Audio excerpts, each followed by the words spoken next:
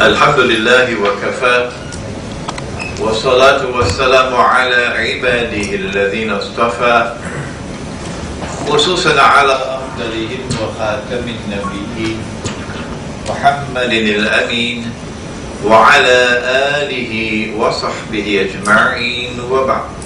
We begin with Allah's blessed name. We praise Him and we glorify Him as He ought to be praised and glorified. And we pray for peace and for blessings on all His noble messengers, and in particular on the last of them all, the blessed Prophet Muhammad sallallahu ta'ala alayhi wa sallam. Today's session is one in which we seek to introduce Islamic Eschatology, strange word, or ilmu akhir zaman, everybody knows that. And we begin by asking some questions. These are important questions, and they require answers. But before we ask the questions, let us turn to the Quran, to Surah Al-Nahl of the Quran, with which you are all familiar. Anytime Imran Hosein speaks, he always goes to this verse of the Quran. بَعْدَ أَعُوذُ بِاللَّهِ مِنَ الشَّيْطَانِ الرَّجِيمِ وَنَزَّلْنَا عَلَيْكَ الْكِتَابَ تِبْيَانًا لِكُلِّ شَيْءٍ وَهُدًى وَرَحْمَةً وَبُشْرَى لِلْمُسْلِمِينَ صدق الله العظيم. And we sent down the book, sent it down on thee, O Muhammad sallallahu ta'ala alayhi wa sallam, that this book might explain all things. That this book might explain all things. And in this book there is guidance. That explanation and that guidance have come from above as rahmah, an act of kindness. And for those who turn to the book to seek that explanation and guidance and accept it and follow it, bushra lahum, good news, glad tidings for them. They will understand what others cannot, and they will succeed when others will not. And so with that statement of the Quran, that the Quran explains all things, let us proceed to ask some disturbing questions. Allah subhanahu wa ta'ala in the Quran has described one land, one part of the earth, as the Holy Land. A land which is specially blessed by Allah for all of mankind. Some people call it Palestine, but the Quran does not use that name. No, the Quran says Al-Ardul Muqaddasa, the Holy Land. And in that Holy Land, Nabi Dawood alayhi salam established the holy state of Israel. And Nabi Sulaiman alayhi salam built the masjid. And that masjid is in the Quran, Masjid al-Aqsa. And the Quran recognizes that state of Israel as a ruling state in the world. When you look at the story with the Queen of Saba, no combination of powers in the world could stand up to Sulaiman alayhi salam. But then Allah subhanahu wa ta'ala destroyed the masjid. And He says so in the Quran, at the beginning of, who can help me? Which surah? No, not you. Who can help me? Which surah? You're not going to sit down here today and get away. Where Allah speaks of the destruction of the masjid. Which surah? Nobody? Alright, Muhammad? Surah Al-Isra. Correct. Surah number 17. Okay. He destroyed the masjid. He destroyed the state of Israel. Not once, but twice. And then he tells us that he expelled them. Not just that he expelled the Jews, but he tells us that he cut them up into bits and pieces and scattered them all over the world. وَقَطَعْنَاهُمْ فِي الْأَرْضِ أُمَمٍ. If you're unfamiliar, read Jerusalem in the Quran. Now then, that was 2,000 years ago. 2,000 years later, strangely and mysteriously, Banu Israel are back in the Holy Land. Did this happen by accident? Or is there something which explains the return of the Jews to the Holy Land, to Jerusalem, to reclaim it as their own? Do the Christians have an answer for that question? Do the Jews have an answer for that question? Do we as Muslims have an answer to that question? Does the Quran provide an answer to that question? 2,000 years after the holy state of Israel was destroyed by Allah, divine command, He used first a Babylonian army, and then he used secondly a Roman army. And the masjid is destroyed. The masjid was lying in ruins when Nabi Muhammad alayhi salatu wasalam went on the Mi'raj. But 2,000 years later, strangely and mysteriously, I mean, you have to be living on the moon not to know it, that the state of Israel has been restored in the Holy Land, and we ask a question. And we want an answer.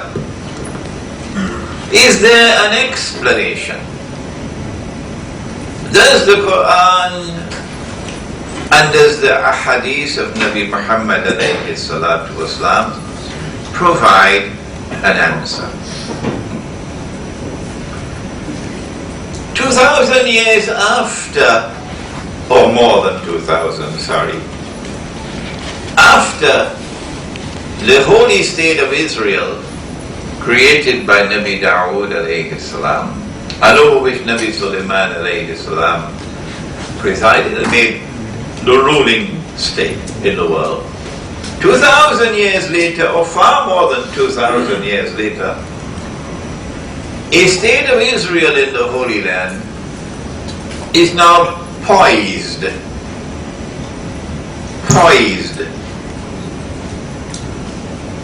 In our opinion, and there are many people who agree with me, not just Muslims, poised to replace the United States of America as the ruling state in the world. Is there something that explains this, or is this happening by accident? We waited long enough for answers. We can wait no more. It is time enough for us to be able to turn to the Quran and turn to Nabi Muhammad alayhi salatu wasalam to locate the answers which explain this subject. And we are very pleased and happy to be in Brunei. I am not, those who know me I'm not a person who flatters people. No. That's not my style. But I'm happy to be in Brunei, where you have a sultan who is calling for Islam, publicly calling for the enforcement of Islamic law. So this is an important moment in history. And the sultan needs help. The people must respond to his call and support him. And part of the process of supporting him to bring back Islam is in Islamic eschatology. Because the questions which I have just asked, let me ask some more questions to tickle your intellect, to trouble your heart a little bit more than I've already troubled it. Is it by accident that one global society is emerging all around the world? Huh? All of mankind becoming interconnected? All of mankind living essentially the same way of life? A global society. They call it globalization. Is this by accident? No. You enter into an apartment building in Brunei and you see exactly the same thing that you would see in downtown Los Angeles. Huh? Or you go to China and the apartment building is built the same way. Huh? One architecture. You want to go to shop to get some groceries and you have something called a supermarket. When we were children, there were no supermarkets in the world. Huh? You have an Indonesian maid working in the home as a maid, paid, of course, the salary of a slave. What's new? But she has a cellular phone in her pocket. And she's calling back home. A whole global society emerging before our very eyes, where all of mankind are becoming interconnected and living essentially the same way of life for purposes of communication, for example. Is this by accident? Or is there an explanation? If you say it's by accident, I'll buy a one-way ticket for you to the moon. Is it by accident that the world of women today is acting in a very strange way? Very strange way. When I was a child, a boy, long, long, long ago, we never saw a girl in blue jeans. No.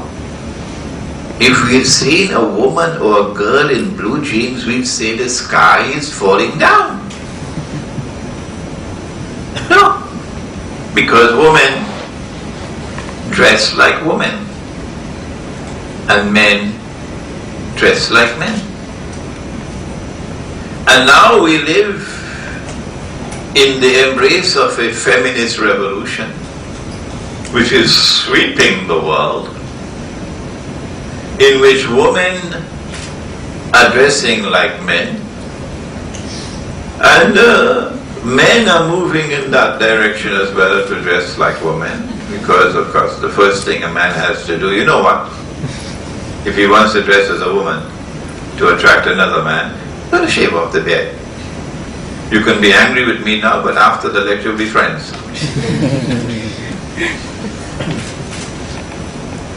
Is this by accident that women are now dressed and yet naked? Or is there something which explains the feminist revolution? Disturbing questions I'm asking. And we want answers. We are not going to allow you to sit down silently anymore. We demand answers. You have to give us answers. And if the answers are there in the Quran and in the ahadith of the Prophet Muhammad ﷺ, we ask Allah most kind to open the doors that those answers may reach the people. And He has been opening the doors. Alhamdulillah. We live in a strange economy today, isn't it? Where wealth no longer circulates through the economy. No. Around the world today, the rich are now permanently rich forever and ever and ever and ever. And the poor are imprisoned in permanent poverty and moving to destitution forever and ever and ever and ever. Is this happening by accident? One part of the world on the gravy train, and the rest of mankind moving to slavery. Is this happening by accident? I can go on, But I think that these are questions which demand answers. And I want to say to you that the only one who can answer these questions, the only person who can answer these questions, the only one, the only human being who can answer these questions is Nabi Muhammad sallallahu alaihi wasallam. Only one human being. The Christians have some answers. The Jews have some answers. But we have all the answers because of our Prophet sallallahu alaihi wasallam. And the answers are located in this branch of knowledge, Ilmu Akhir al-Zaman, or Islamic Eschatology. So this is my introduction to suggest to you that this is indeed an important branch of knowledge and we ought to direct attention to study it.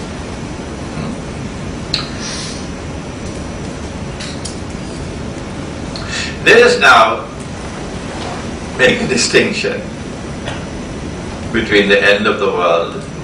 Your chairman doesn't know when the world is going to end. I don't know when the world is going to end. Okay? And Nabi Muhammad alayhi salatu wasalam said to the angel Gabriel alayhi salam, he said, the one who is being questioned has no more knowledge of this than the one who is questioning.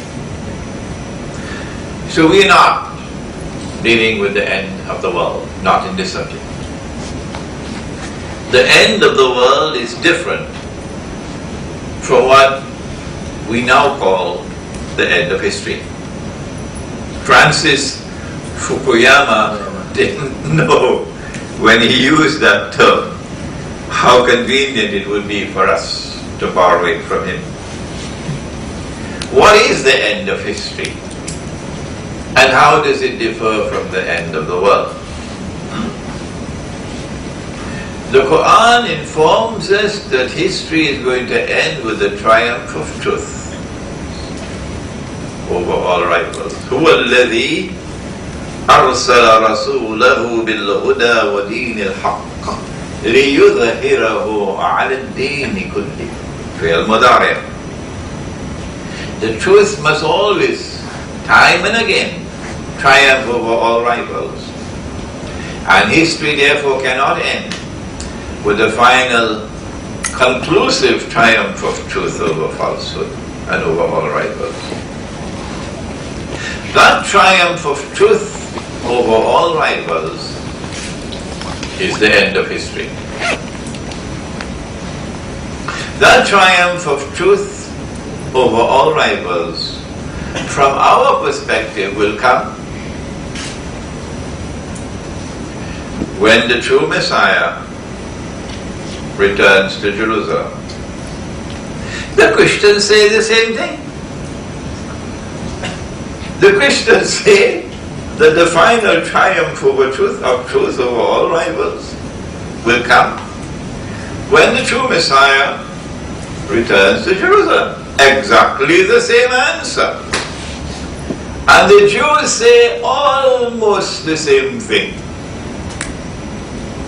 that history will end when the Messiah comes to Jerusalem. We say return. The Christians say return, but the Jews drop the word return. So all three, Islam, Christianity and Judaism, have an almost identical viewpoint on how history will end, namely that the Messiah will come to Jerusalem. For us, the Messiah is Nabi Isa alayhi salam.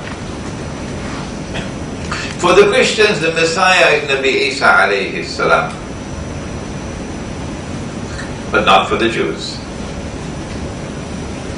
The Quran says, فَآمَنَ الطَّائِفَةُ مِنْ بَنِي إِسْرَائِيلَ وَكَفَرَ الطَّائِفَةُ. Some of the Jews believed that he was indeed the Messiah when he came the first time. But the rabbis, the establishment, and the majority rejected him. And you know the reasons why they rejected him. So they're waiting for the Messiah to come. Oh, this is a divine promise.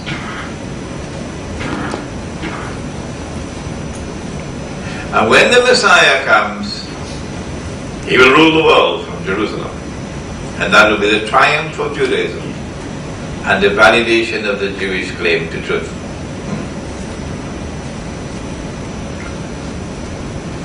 There's something else about the end of history.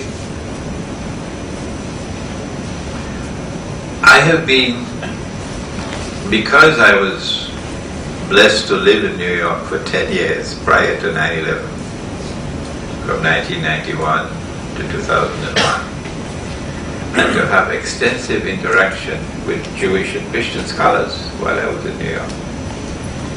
It's very rare for a Muslim scholar to get a chance to interact with Jewish scholars. Very rare. My interest in this subject and my study of this subject proceeded during these 10 years in New York, and since then. So I have been with this subject for more than 20 years now. And as a result of my study of the subject, I have come to the conclusion that the return of the true Messiah is not far from now. No. Of course, when we give an opinion, only Allah does not make mistakes. And when we give an opinion out of respect for truth, and because we want to get good students, not gramophone records, we urge our students, do not accept my opinion until you have first carefully studied it. And only when you are convinced that it is correct, only then do you accept it. And so the scholars of Islam would always say, when they give an opinion, they would say, Allahu A'lam. Allah knows best. I came to the conclusion that we are probably about 20 to 30 years away from the return of the true Messiah. And when we look across there in the world of Christianity, you would see that the whole Christian world is agitated today. And they are expecting the imminent return of Jesus alayhi salam. So they also hold the same view. And when you go to the world of Judaism and listen to what the rabbis are saying, it's the same thing. They believe that the Messiah is around the corner. So there is a confluence of all three faiths on this subject. What Islamic eschatology does is to go to specific verses of the Quran and to ahadith of Nabi Muhammad alayhi salatu wasalam and seek to apply and seek to interpret those verses, sometimes for the first time ever, so that they explain the existing reality in the world today. Before I pause to ask your questions on what has so far been presented, let me give you an example of what Islamic eschatology can do.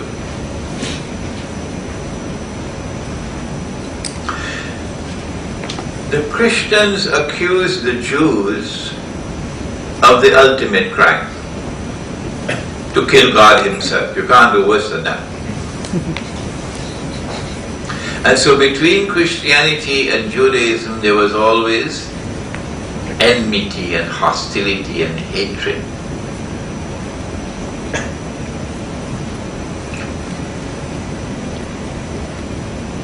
And yet today,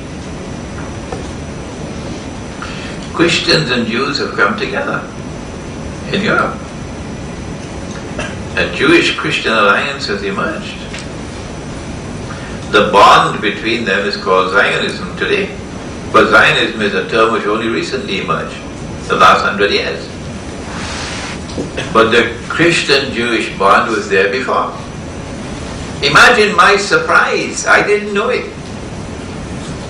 Until we had a session in KL about 3 weeks ago. And Dr. Omar Zaid, who is a specialist in this field, a Christian missionary who became a Muslim, he told me that, and there is evidence to support it, that the Jews financed the Crusades. I didn't know it. So there was collusion between Christians and Jews long before the Zionist movement was created 100 years ago.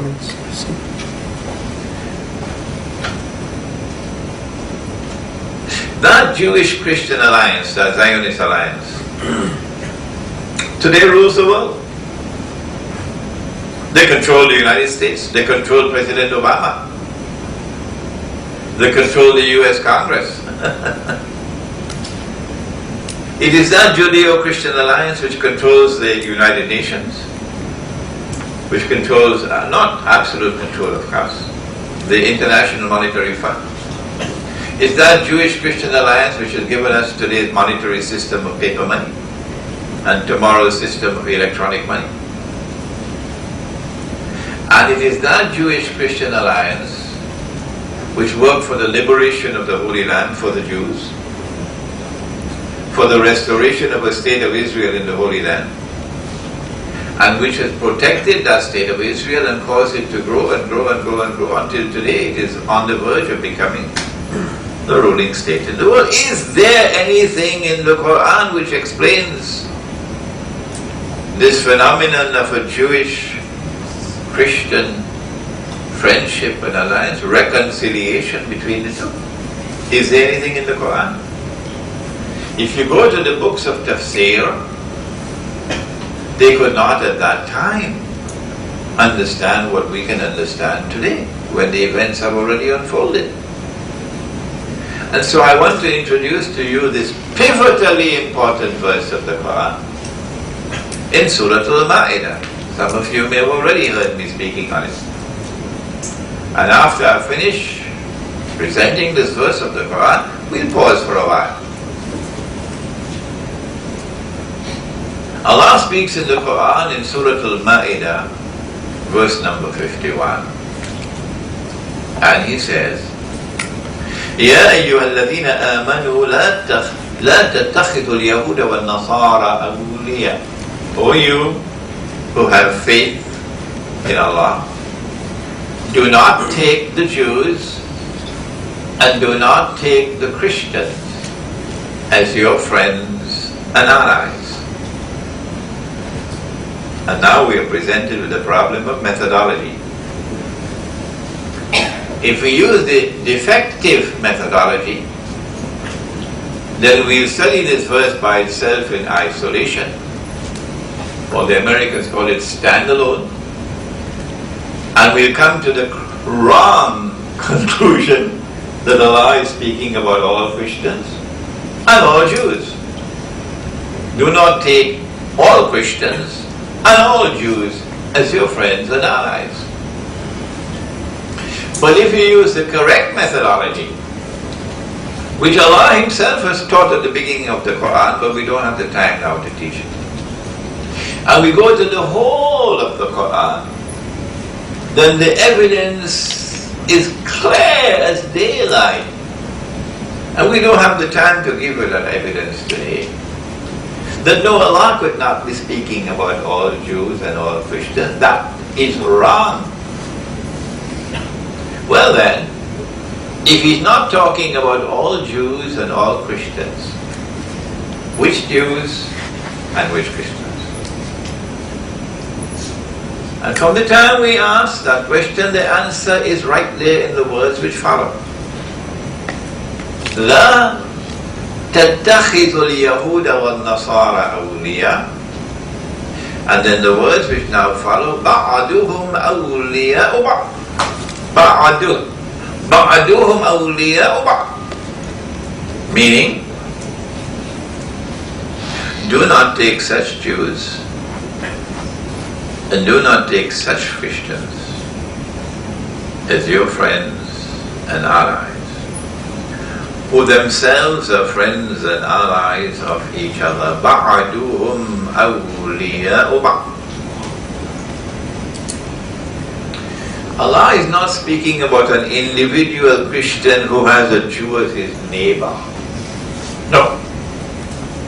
That's not proper application of the verse. He's talking about an alliance of Jews and Christians. When that alliance emerges, and the Quran is anticipating it, then you are prohibited by the Quran from being friends and allies of that Jewish-Christian alliance. That Jewish-Christian alliance emerged in Europe. The Vatican played a strategically important role in bringing about that reconciliation and paving the way for that alliance. It is that Jewish-Christian alliance today which we call the Zionist alliance. Okay? And this is the Quran, 1400 years ago, explaining to us something that is to occur.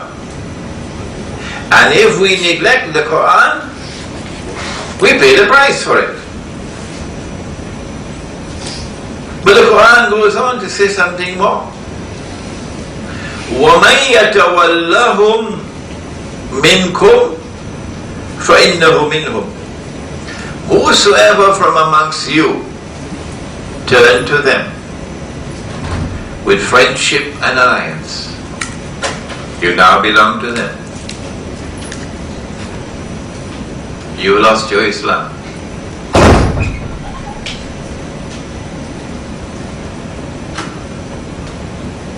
A brother from Libya wrote to me about a week ago. He was so angry, Sheikh Imran. How can you be like this? How can you criticize us when we worked such a miracle and we overthrew that awesome dictator? And you are criticizing us? Are you a supporter of him? After about 2 or 3 emails that we exchanged with each other, and he understood for the first time this verse of the Quran, that same brother turned around now and recognized the mistake that they made in Libya in making an alliance with NATO, because NATO, or the North Atlantic Treaty Organization, is a Zionist movement. It's a Zionist alliance. It is a military wing of the Zionist movement. And now that same Libyan brother, who 1 week ago was throwing stones at me, is now providing me with information that will be helpful to me when next I lecture on the subject. Alhamdulillah for that. وَمَنْ يَتَوَلَّهُمْ مِنْكُمْ فَإِنَّهُ مِنْهُمْ. whosoever from amongst you turn to them with friendship and alliance now belong to them. You've lost your Islam. In Allah la yahdi al-qawm al-zalimin. Surely Allah does not provide guidance for a people who have this as their trademark. The Zionist movement, Zulm, a people of wickedness, of oppression. Here is a stunning example, an absolutely stunning example of a verse of the Quran explaining the world today and providing us with absolutely strategic importance, a verse of strategic importance for us to understand what is happening in the world today and what we can expect tomorrow. So let us pause now. We've shown you, given you an introduction so far, and let us hear your questions and your comments. Yes? This looks like Can that. someone take the microphone to him, please? We don't want to lose the question. This looks like that the verse is related with the government, like governments can have alliance and all these things. So how this is applicable to the individuals?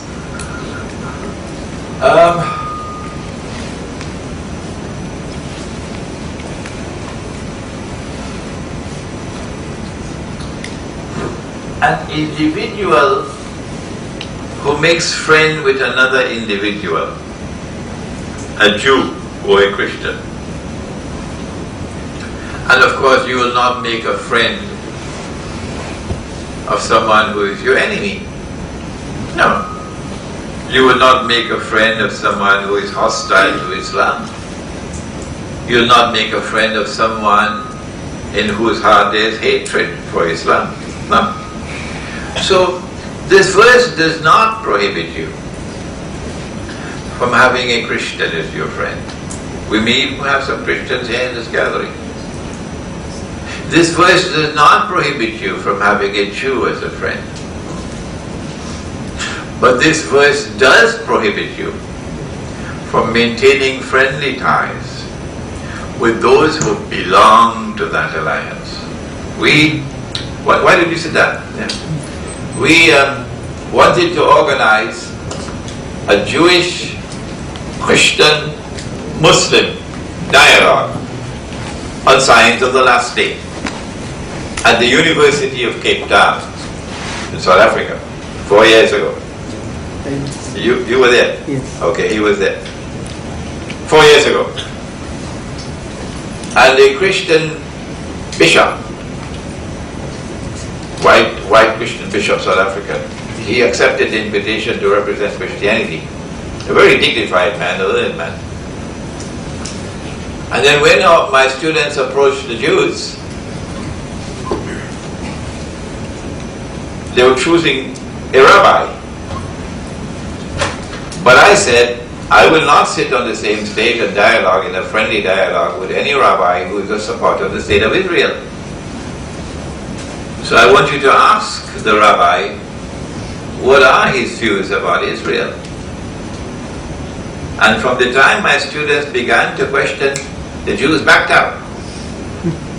They said, this is not a religious forum, this is a political forum. So they backed out. Why? Because I was not prepared to sit down on the same platform and engage in a friendly dialogue with any supporter of the state of Israel. Eventually, the dialogue took place. And you could look at it on YouTube. There were more than 500 people in the auditorium that night. The place was packed. And many of them were Jews. And the leader, the head of the Jewish community in Cape Town, was sitting in the front row. And the dialogue that took place between the Christian bishop and myself went off so well. It was so pleasant. No one throwing stones at each other. No. Because I can have a friendly dialogue with someone who is not my enemy. And when you look at that recording on YouTube, you'll see He held his position, I held my position. And we had a very interesting dialogue. And the audience applauded us over and over again. At the end, they were so happy. And the only people who were very angry that night was the leader of the Jewish community. Because they lost the bus. They were not there. You see? So the answer is that we are not prohibited from maintaining friendly ties with Christians and Jews who do not belong to that Judeo-Christian alliance. I think we have covered a brief introduction on eschatology. So if everyone is comfortable, maybe you would like to, for me, I would like to see the importance and how it relates to our field currently.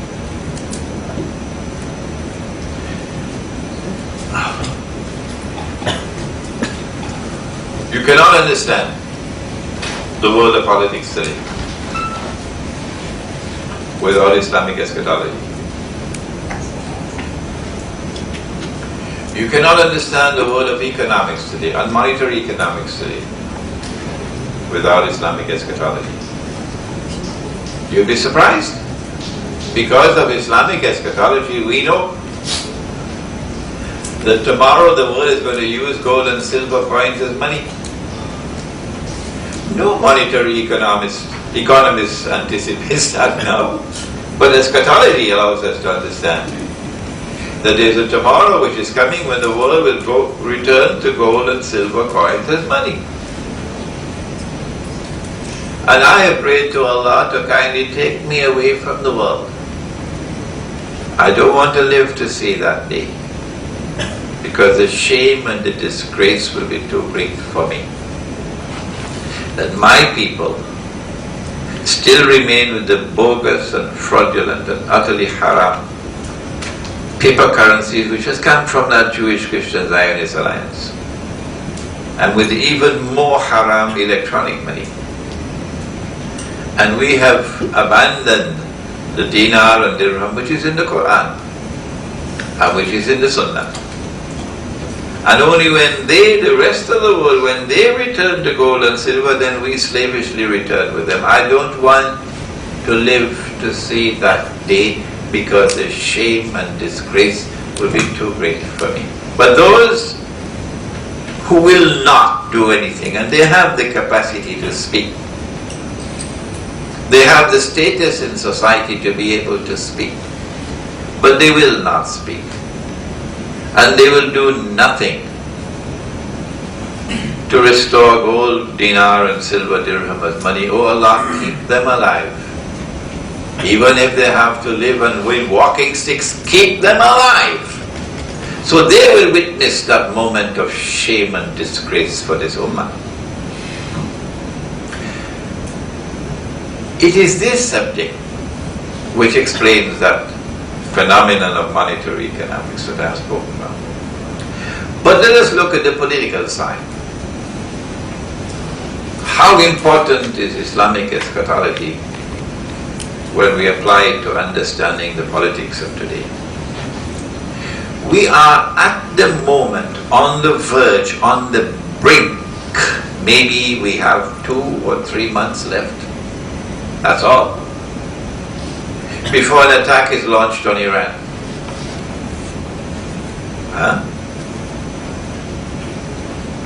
If you want to launch a military attack on a country, and your goal is essentially military, then common sense is that you want it to be a surprise attack. So when you're broadcasting 7 days a week, 24 hours of the day, you're broadcasting that you're going to attack Iran, and you're doing it for years now, it should be clear that your primary goal is not military. No. Your primary goal is, for example, political and other goals, but not military. What would be the consequences of an attack on Iran? I say to you, it is only Islamic eschatology that will allow you to understand this subject and analyze it in a manner which even the experts in political science in the Western world cannot do.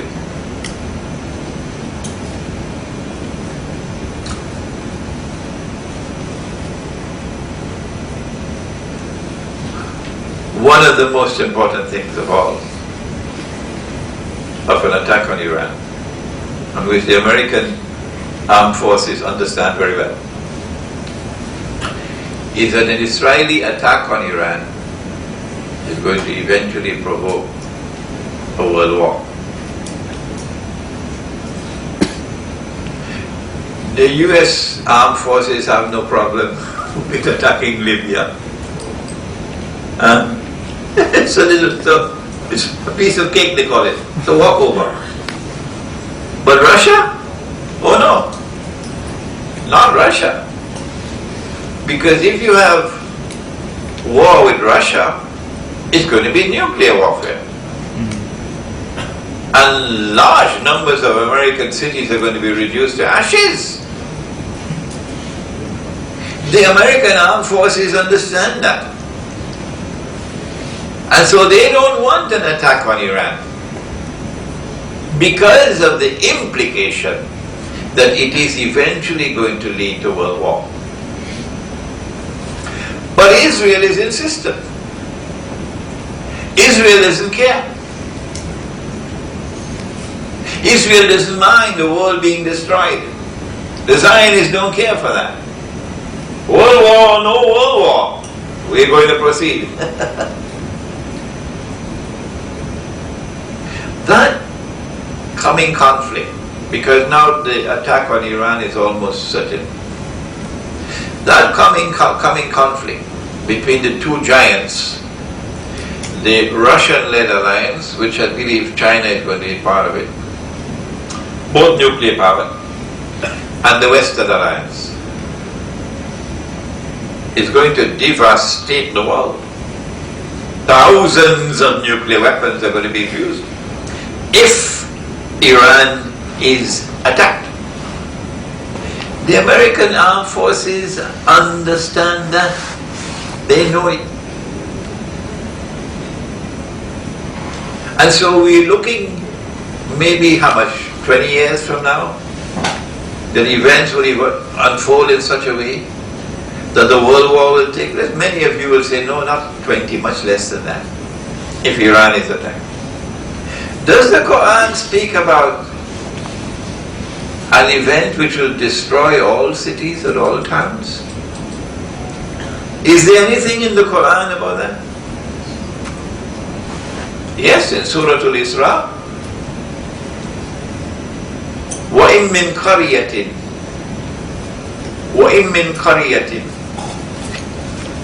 إِلَّا نَحْنُ مُهْلِكُوهَا قَبْلَ يَوْمِ الْقِيَامَةِ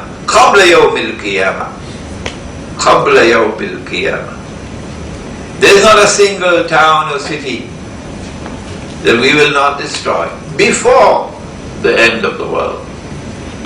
أَوْ مُعَذِّبُوهَا عَذَابًا شَدِيدًا, or punish with terrible punishment. كَانَ ذَلِكَ فِي الْكِتَابِ مَسْطُورًا. And this is something inscribed in the book. My study of the subject of Gog and Magog,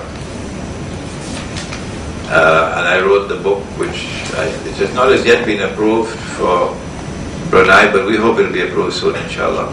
An Islamic view of Gog and Magog in the modern world. That subject allows me to anticipate a clash between Gog and Magog. And that coming world war, I can therefore anticipate, will destroy the towns and the cities. And as a consequence, I've been telling my students, move out of the towns and cities and go to the remote countryside. And make sure you have food and you have water. And you know that you are in a remote countryside when you're out of electronic range. Because once you're within electronic range, you'll be incinerated. So if you can use a cell phone, keep on going. You're not yet in the remote countryside. But there are many more immediate implications. This one may be 20 years away from now. The Russian-American clash of the giants. There are many more implications of an event which is around the corner. The attack on Iran is I believe, will be used to provoke Sunni-Shia civil war in the world of Islam. And so you will find that over the last few years, one particular group of Muslims has been vociferous in his attack on the Shias, declaring them to be kuffar and declaring them to be wicked and declaring that they are the Zionist agents and all these kinds of things. Whereas Shia and Sunni have lived together in many parts of the world, in peace and harmony. Yes. And yet you have this wicked attack being launched. And Shia Iran is supporting the Palestinians. And Shia Iran is standing up to the United States and standing up to Israel. And yet the attack on the Shia is so vicious. I am under attack as well, because I would not say that the Shia are kuffar. And so I am saying to you that as soon as the attack on Iran is launched, look to see the flames of Sunni Shia civil war in the world of Islam, which will create immense problems for Pakistan, for example. There are other implications. The Sunnis believe that Imam al-Mahdi will come. The Shia believe that Imam al-Mahdi will come. In fact, he's their Imam. And when we say no, Imam al-Mahdi is not going to be Shia, oh no, they're quite surprised by the statement. I anticipate that an Imam al-Mahdi has already been groomed and trained, so that as soon as Israel attacks Iran, they're going to bring him out of the closet. And the world of Islam is going to be surprised by this propaganda offensive now. Imam al-Mahdi is here. Of course, he is not the Imam al-Mahdi. Imam al-Mahdi will not emerge for maybe another 20-25 years, when Nabi Isa alayhi salam is still just before that. This is Islamic eschatology at work. An attack on Iran is going to provoke Iran to retaliate. Iran can block oil shipments from the Persian Gulf. So what's going to happen to the price of oil as soon as Israel attacks? The price of oil is going to shoot up to the sky. And what's going to happen to the US dollar? Oh, you don't need a PhD to understand that. The US dollar is already on the verge of collapse. It will not survive an Israeli attack on Iran. The US dollar will collapse. And when the US dollar collapses, they will have to demonetize it, meaning you cannot use US dollars for buying and selling. Where does Imran Hosein get this knowledge from? I'll tell you where. It's from Islamic Eschatology. That's where. And they'll have to introduce some other money to use for microtransactions, and electronic money will be there for the rest. But when the US dollar collapses, there's going to be massive loss of wealth in the United States for white America. Black America doesn't really have money. And these people are not going to take it sitting down. And you know, most Americans have guns. And they don't use it as firecrackers. No. So when that crash of the dollar comes, and the demonetization of the dollar, look out for riots in the United States. If you want to replace the United States as the next ruling state in the world, when you see the US dollar crashes and you see riots in the United States, you'll be smiling, won't you? Huh? Come on. Because your goal is to replace the United States. Why would Israel want to replace the United States as the next ruling state in the world? Only Jerusalem in the Quran explains that. Only Islamic Eschatology explains that. This is politics. If Iran is attacked, it's not just oil. It's not just the dollar. But more than that, I am anticipating that Iran will be given the green light to take Bahrain, because it's just across the water. Bahrain cannot defend itself from Iran. Within the first few hours, perhaps, of that attack, Iran will take Bahrain. Between Bahrain and Saudi Arabia, there is a causeway. You could drive. So once you take Bahrain, Saudi Arabia is in peril. Can Saudi Arabia defend itself against Iran? No, I don't think so at all. So what will the Saudis do? Answer? There's more on this subject that I can talk, but I choose not. I'm going to be silent for the moment. You're not going to get the whole story from me today. Saudi Arabia will call on the United States for help, forcing the United States against its will, to intervene militarily in Saudi Arabia against Iran. An American armed forces is already stretched out to the limit all over the world. And I anticipate that Iran will be giving the Americans a beating of their life. Yeah.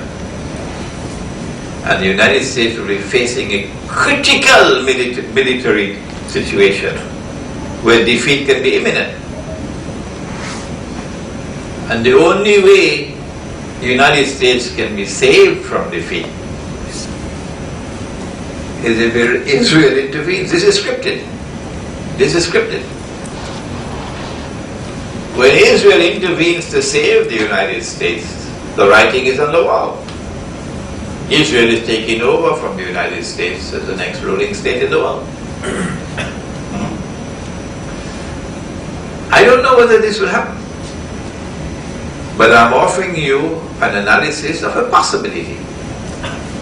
At the back of all of this is the movement from Britain as one ruling state, when you had Pax Britannica, which did not happen by accident, to the United States as a second ruling state. You had Pax Americana, which did not happen by accident. To the third ruling state and last one, Israel, Pax Judaica. Why does Israel want to rule the world? Only Nabi Muhammad ﷺ could answer that question. Because he spoke 1400 years ago and told us that there will be a man who would impersonate the true Messiah and therefore declare himself to be the true Messiah when he would not be. He'd be the false Messiah. And I'm talking too much in this session now. In order for him to successfully impersonate the true Messiah, since the true Messiah has to rule the world from Jerusalem, he has to rule the world from Jerusalem. And he is Dajjal. And I am so pleased that I'm getting emails from American scholars who are not Muslims asking for more information about Dajjal. The emails are coming because it's clear that the one who truly can explain the world today is Prophet Muhammad sallallahu alaihi wasallam.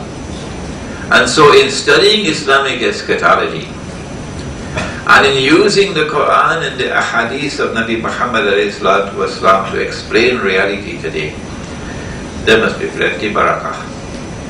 The heavens will be pleased with you for doing this work. So let me stop talking now. I've talked too much. There's much more to the subject. I've not as yet taught you who is Dajjal. I've not taught you what is Gog and Magog. I've not spoken about the return of Jesus in detail. I've not spoken about Imam al-Mahdi. I've not spoken about the army which will come from Khorasan and the conflict between Muslims and Jews. I've not spoken about the conquest of Constantinople which is coming. Constantinople is now known as Istanbul. I've not spoken about the alliance with Rome which is prophesied in the Ahadith. All of this is part of Islamic eschatology. Now then, any questions? Yeah.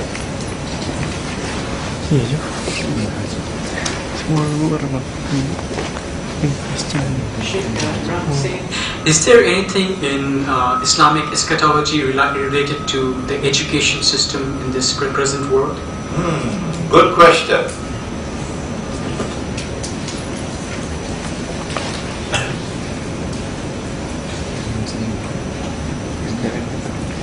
Who can answer that? Who wants to try? I'll give you a hint. Surah Al-Kahf of the Quran. Come on, somebody. And the pursuit of knowledge in Akhir Zaman. Surah Al-Kahfi of the Quran. Come on, somebody. There are only 4 stories in Surah Al-Kahfi. Which one? The last story. The last one. The last one is Zulkarnain. That's the last one. The first one is the young man The cave. and the cave. The second one is it? Rich man and the poor man. The third one is Musa. And the header. Come on, tell me which one. Header. The one who asks the question, then you give me the answer. I think it's the Musa and Correct. Khidr. Correct. It's not by accident that the story of or the event of Musa alayhi salam and Khidr alayhi salam was sent down and sent down in Surah Al-Kahfi of the Quran.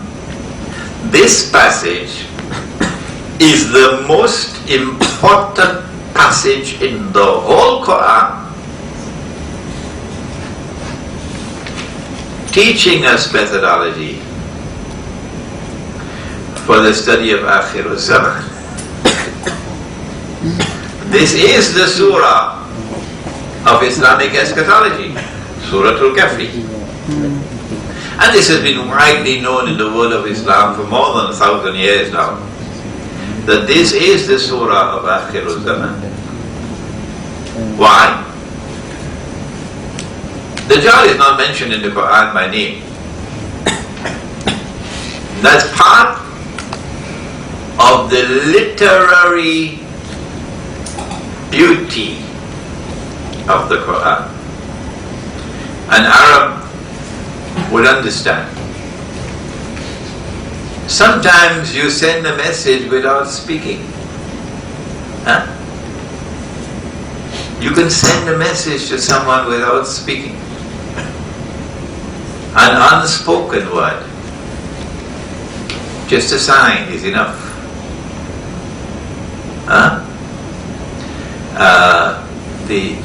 I quoted last night at a private home an expression that my teacher used in Urdu. Maulana Dr. Fadlur Rahman Ansari rahimahullah. He said, Aqlman ke liye ishara kafi hai. For the one who is intelligent, you don't need to do more than simply give a sign. You'll understand. Okay?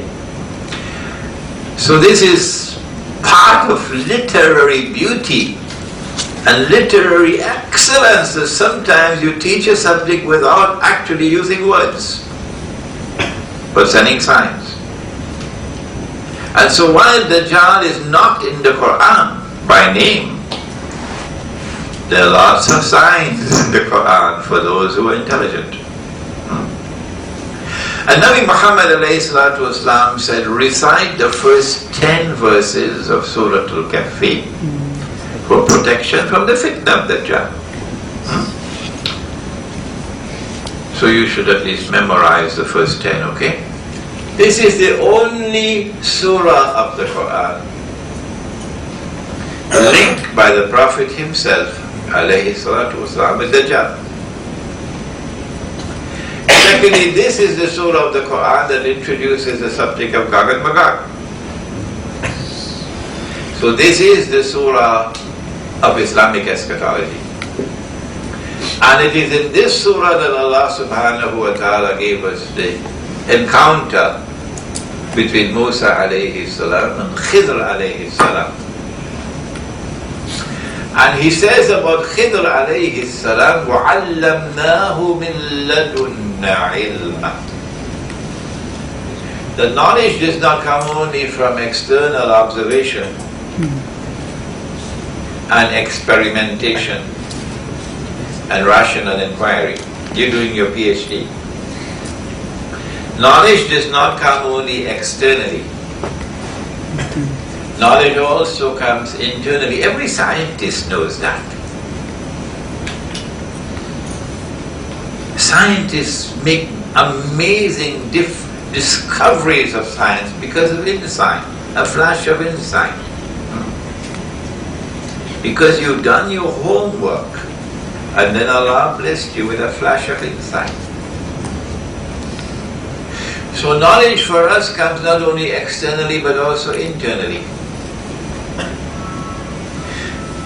The heart, when it has nur in it, the heart can see what otherwise cannot be seen. And if the heart cannot see, even if you're driving a BMW outside, or Mercedes-Benz, I see a lot of them in Brunei. If the heart cannot see, then Allah says of you, you're just like cattle. You're worse than cattle. أُولَٰئِكَ كَالْأَنْعَامِ بَلْ هُمْ أَضَلُّ. So a warning is given about knowledge and education in Akhir al-Zaman. That in order to penetrate the reality of the world in Akhir al-Zaman, you need more than external knowledge.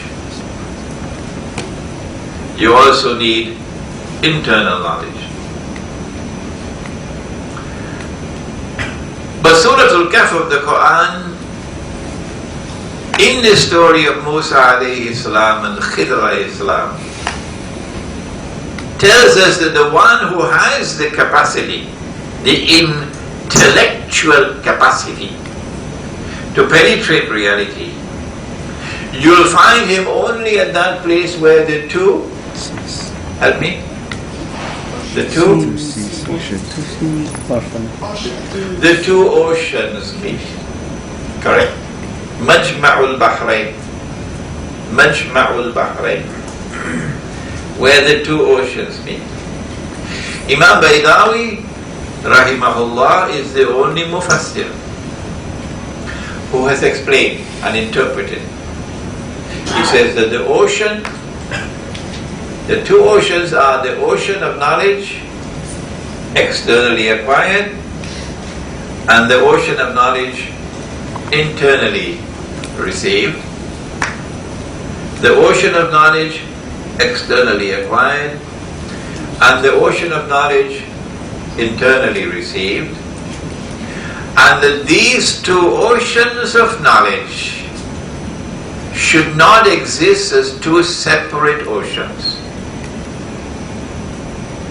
but rather they must come together. Majma'ul Bahrain. They must come together to form an integrated organic whole. When you pursue that knowledge with such a teacher, and you do not as yet have that insight, then the teacher has to say to the student, are you listening?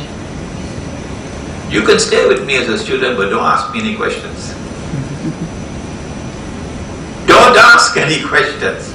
So this is a different methodology now. Oh, no questions until I explain to you. Huh?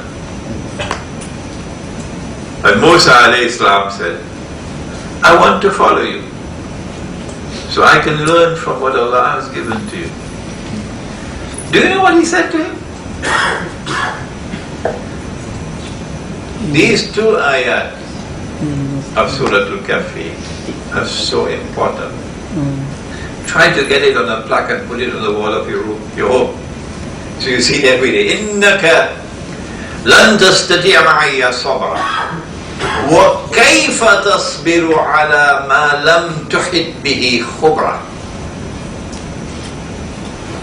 You will not be able to show patience with me in the study of this subject. No. And how can you show patience in respect of that which lies beyond your comprehension? And so the rational inquiry, the experimental method, the externally acquired knowledge cannot on its own penetrate ilmu akhir zaman. That's the difference in methodology.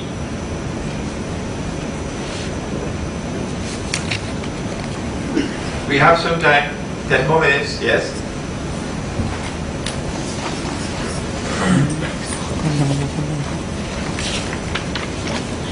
Here is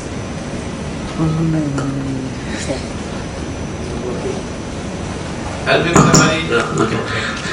There is one hadith that in the end time there is a supposed to be age of fitna, and it is said that when that age of fitna comes, so the Muslims or the people should they need to be isolated from the population, and even the example is given that be like a doormat, so don't go anywhere and just protect your iman. So how we identify that age of fitna? This is part of the process of teaching the subject. Nabi Muhammad alayhi salatu wasalam spoke of this age of fitna, the fitna of Dajjal, and he said that this will be the greatest fitna that mankind will experience from the time of Adam alayhi salam to the last day. The age of fitan is mentioned in the hadith, fitan. How would you know that the age of fitan has arrived? That you're now living in akhirul zaman? Well, the first one I'm going to give you, if you can't recognize it, I suggest you go to visit an optician, get a pair of spectacles. When the angel came to the Prophet alayhi salatu wasalam and asked the 5 questions, you remember them? Yes. Come on, shake your hands. The 5 questions? Or some of you don't know it. Number 1, what is Islam? Number 2, what is al-Iman? Number 3, Ihsan. what is al-Ihsan? Number 4, when will the hour come?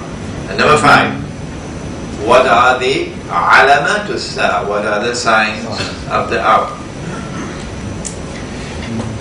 He answered number 5 and he said, okay, who can help me? Adi? What is the answer? 10 signs. 10 signs. They? 10 signs. No. When the angel Gabriel came, alayhi salam. No, not you. Anyway, he gave 2 signs. What were they? Yes? No? Come on, somebody. The rise of sun from the... The sun will rise from the west. No. Yes, Brother Muhammad? They?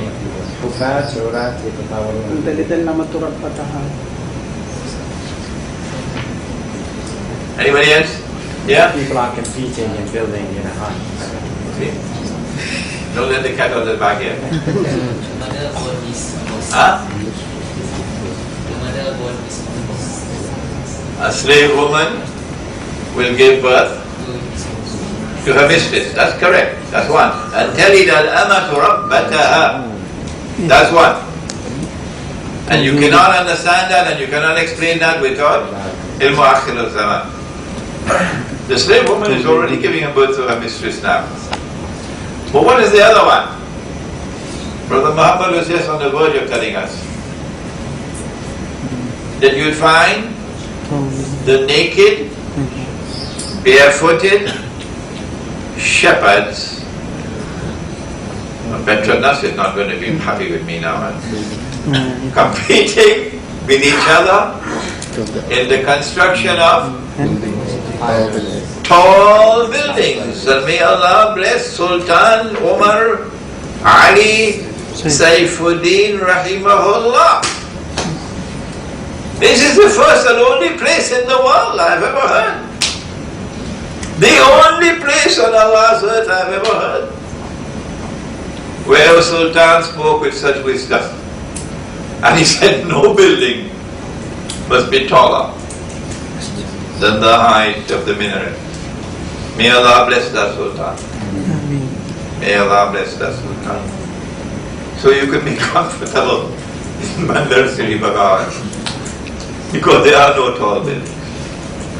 But once you leave and you go to KL, take a taxi and head for KLCC. And you see the tall buildings. Huh? And if you can't see the tall buildings, then go and have your eyes examined. So here are signs that are plainly visible that you are living in Akhirul Zaman. Nabi Muhammad alayhi salatu wasalam said that in Akhirul Zaman women would dress like men. He said it. Today I see them, I call it the blue jeans Jamaat. He said that women would be dressed and yet be naked. How long do we have to wait for that? Another 100 years, 200 years? Or is it already here? He said all of mankind will be consuming riba. And if anyone claims he is not consuming riba, verily the dust of riba will be on him. The vapor of riba will be on him. Has that come? Or do we have to wait 1,000 years? So the answer to your question is yes, we are already in Akhirul Zaman. And in Akhirul Zaman, Nabi Muhammad alayhi salatu wasalam said the time will come when a believer, in order to preserve his faith, would have to flee to the mountainside where rain falls and take with him some sheep and goat, meaning withdrawal from the godless, decadent, oppressive cities of the world. And Surah Al-Kahfi of the Quran, I'm using the Malay pronunciation all the time, Surah Al-Kahf of the Quran tells us at the very beginning about the young man who fled, who cut off their ties and withdrew from the cities in order to preserve faith. And so yes, when you find that you cannot preserve faith in the city, you've got to get out. The money that we're using came from Dajjal. This money that we're using came from Dajjal. Every time we use this money, we have the stamp of Dajjal upon us. How can we stop using this money and use dinar and dirham? think Brunei has a better chance of succeeding than many, many other parts of the world if we can have men of courage in this country. Men of courage and integrity to stand up and help the Sultan. If you cannot get away from it, leave and go and build a micro market in the countryside, the remote Nigerian countryside. And in that market you prohibit the bogus money and return to only gold and silver coins as money. And then you will survive.